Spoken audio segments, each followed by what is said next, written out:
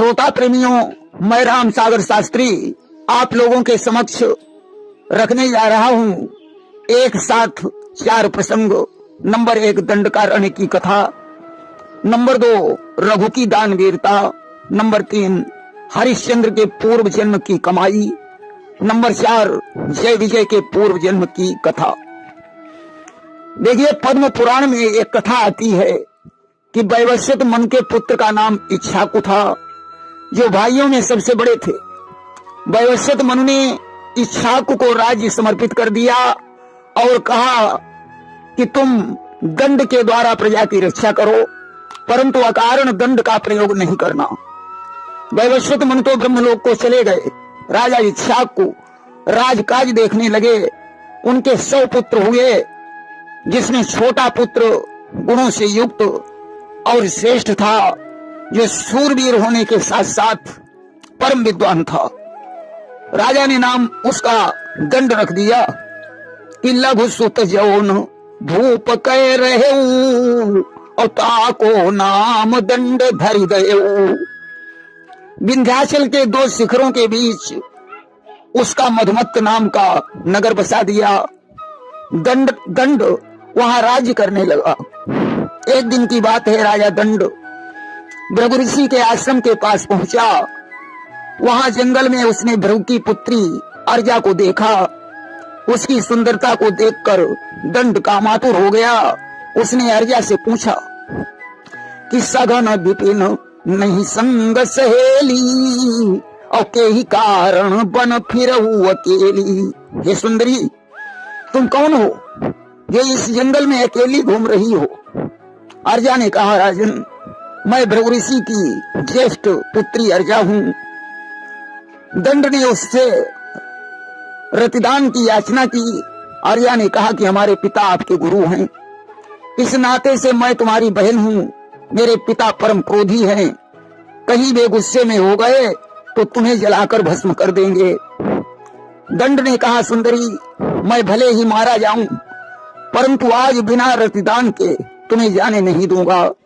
अस्तु दंड ने जबरदस्ती अर्जा से संसर्ग किया और अपने नगर को चला गया।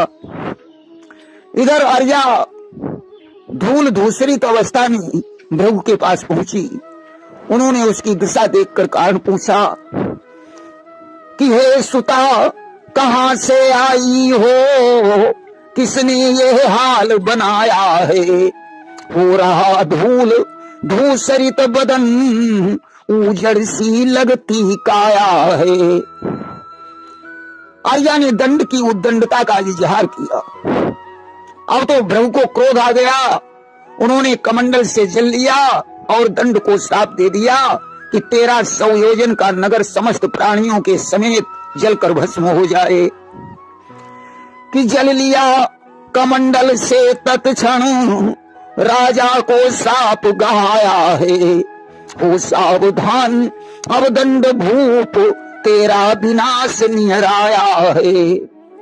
मधुमत्त नाम का नगर तेरा तेरे समेत जल जाएगा। जाएंगे सूख पेड़ पौधे, दंड कारण कहलाएगा। श्राप देकर उस राज्य से बाहर निकल गए। दंड का समस्त राज्य जलकर भस्म हो गया। जहां इंद्र की वर्षा नहीं हुई, समस्त वनस्पति सूख गई और वहां निशाचर निवास करने लगे। भगवान राम ने जब दंडकारण्य में जाकर निवास किया तो वह वन फिर से हरा भरा हो गया। देखिए, स्कंद पुराण में एक कथा आई है कि राजा रघु बड़े प्रतापी राजा थे। उन्होंने दिग्विजय करके बहुत साधन इकट्ठा किया और वशिष्ठ मुनि की आज्ञा लेकर विश्वजित यज्ञ करने के लिए वामदेव, कश्यप आदि ऋषियों को बुलवाया और विश्व दिग्विजय करके अपना सर्वस्व धन ब्राह्मणों को दान कर दिया। यज्ञ विश्वजित रघु ने कीन्हा, और विप्रन कौ सर्वस्व धन दीन्हा। ब्राह्मण अपने अपने स्थान को चले गए। ब्राह्मणों के जाने के पश्चात विश्वामित्र के शिष्य कौत्स मुनि अपने गुरुजी को देने के लिए धन मांगने आए। रघु ने कहा, विप्रदेव, अब तो मैं संपूर्ण धन का दान कर चुका हूं, मेरे पास धन ही नहीं बचा, परंतु रघु फिर भी आपको विमुख होकर नहीं जाने देगा। आपको एक दिन यहाँ ठहरना होगा, तब तक मैं धन का प्रबंध कर लूंगा। कि कसुक यतन धन ही तो हम की हैं, और बिना दान जावन नहीं दी हैं। आज तो राजा ने कौत्स मुनि को ठहरा लिया और स्वयं दिव्यास्त्रों को धारण कर रथ पर सवार होकर कुबेर को जीतने के लिए चल पड़े। अब तो कुबेर को पता चला कि महाराज रघु मेरे साथ युद्ध करने के लिए आ रहे हैं, कारण उनका खजाना खाली हो चुका है। कि रथ चढ़ी भूप युद्ध हित धाये, और तब कुबेर मन मा घबराए। कुबेर ने यक्ष सेवक को बुलवाकर महाराज रघु के पास संदेश भेजा कि महाराज, आपको मुझे जीतने की आवश्यकता नहीं है, मैं आपकी अयोध्या में ही सुवर्ण की अच्छे वर्षा करूंगा, जिससे वहां सोने की खान उत्पन्न हो जाएगी। आज तो कुबेर ने अयोध्या में सोने की वर्षा की। कि आपन वचन कुबेर निभावा, अवध माही बहुधन बरसावा। कुबेर ने अयोध्या में सोने की वर्षा की, जिससे वहां सोने की खान बन गई। राजा ने वो खान कौत्स मुनि को समर्पित कर दी। कौत्स ने जितने धन की जरूरत थी उतना धन ले लिया और बाकी खान रघु को समर्पित कर दी, और राजा को सतपुत्र होने का आशीर्वाद दिया और बोले, इस खान की जगह उत्तम तीर्थ बन जाए, जो उस तीर्थ का सेवन करेगा उसकी समस्त मनोकामनाएं पूर्ण होंगी। कौत्स अपने गुरु विश्वामित्र के पास चले गए। एक बार धर्म नामक ब्राह्मण तीर्थ यात्रा करते हुए अयोध्या में आए और अयोध्या की प्रशंसा करते हुए नाचने लगे। भगवान विष्णु उनके नृत्य पर प्रसन्न होकर उनके सामने प्रकट हो गए। कि नृत्य देखी रीझे भगवाना, अब बोले मांगिले हु वरदाना। धर्म ने भगवान को प्रणाम करके वरदान मांगा कि प्रभु, मैं आपकी यहाँ पर स्थापना करना चाहता हूँ। भगवान विष्णु ने तथास्तु कह दिया और अंतर ध्यान हो गए। धर्म ने वहां विष्णु की स्थापना की। धर्म द्वारा विष्णु की स्थापना होने के कारण वह स्थान धर्महरि के नाम से प्रसिद्ध हो गया। धर्महरि के दक्षिण में सोने की उत्तम खान है, जहां कुबेर ने धन की वर्षा की थी। देखिए, वहीं स्कंद पुराण में एक कथा आई है कि राजा हरिश्चंद्र चक्रवर्ती सम्राट थे, जिन्हें ब्रह्मा जी ने एक सुंदर विमान प्रदान किया था। कि ब्रह्मा जी प्रसन्न जब भयऊ, और दिव्य विमान भूप कहूं दयऊ, जिस पर बैठकर राजा स्वर्गलोक की यात्रा कर सकता था। एक बार हरिश्चंद्र ने सनकादि से पूछा कि हे ब्राह्मणों, मैंने पूर्व जन्म में ऐसा कौन सा पुण्य कार्य किया था जिसके कारण मुझे विमान प्राप्त हुआ। सनकादि ने राजा के पूर्व जन्म की सारी कहानी सुनाई। देखिए, हरिश्चंद्र पूर्व जन्म में एक वैश्य थे। ये काम धंधा बिल्कुल नहीं करते थे। कि नाकारा समझ भाइयों ने कर दिया इन्हें घर से न्यारा, अब गुजर बसर होना मुश्किल, आ पड़ा शीश संकट भारा। अब तो गुजर बसर होना मुश्किल था, इसलिए इन्होंने घरवार को छोड़ दिया और जंगल के लिए प्रस्थान किया। पत्नी ने कहा, स्वामी मैं भी आपके साथ चलूंगी। आज उन्होंने पत्नी को साथ में लिया और जंगल को चल पड़े। जंगल में पहुंचकर उन्हें एक सरोवर दिखाई पड़ा, जिसमें सुंदर कमल के फूल खिले हुए थे। वैश्य ने अपनी पत्नी से कहा, प्रिय, सरोवर से कमल के फूल ले लो और लेकर काशी की बाजार में इन्हें बेच देंगे, जिससे कुछ धन आ जाएगा और कुछ दिन गुजर बसर हो जाएगी।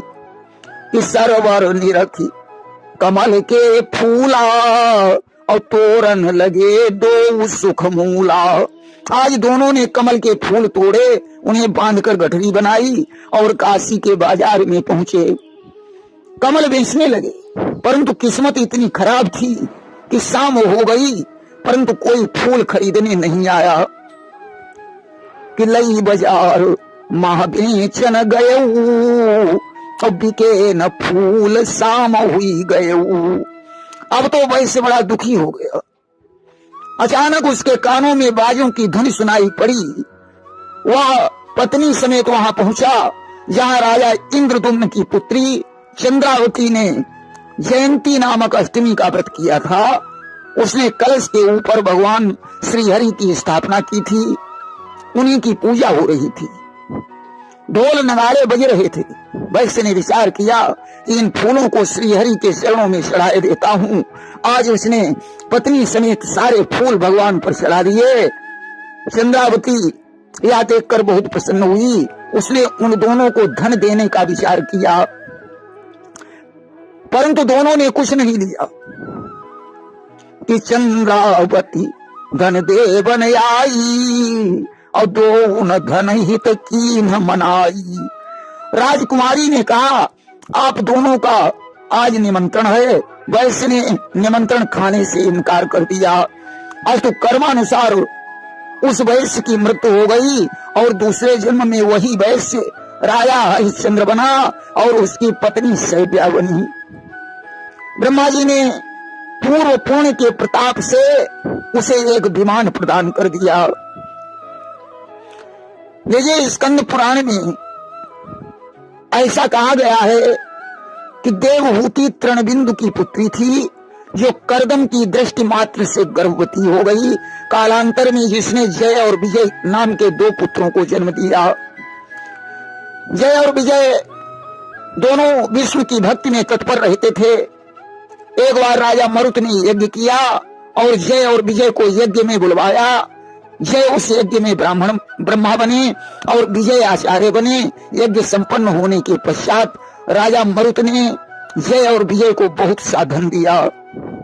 कि राजा मरुत यज्ञ जब कीना और दोनों को अतिशय धन दीना। परंतु दोनों के धन में अंतर था।